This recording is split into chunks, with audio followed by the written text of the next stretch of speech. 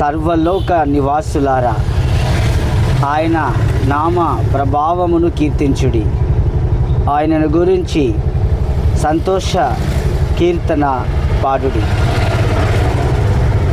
ఎందుకు ఈ మాట మీతో జ్ఞాపకం చేస్తున్నాడు దేవుడు అంటే, ఎందుకు ఆయనను కీర్తించాలి, సంతోషంతో ఆయన గురించి గీతం పాడాలి అని చూసుకుంటే, ప్రియ దేవుని బిడ్డలారా, నీ పాదము తొట్టిల్లకుండా చేస్తాడు.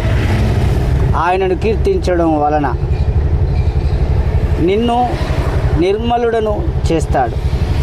మీరు నిర్మలమైన మనస్సు కలిగి మీరు జీవిస్తారు, ప్రశాంతంగా బ్రతుకుతారు. ఆయన ముఖ దర్శనం చేయగలుగుతారు. భీకరుండై ఆయన మీకు దర్శనమిస్తాడు.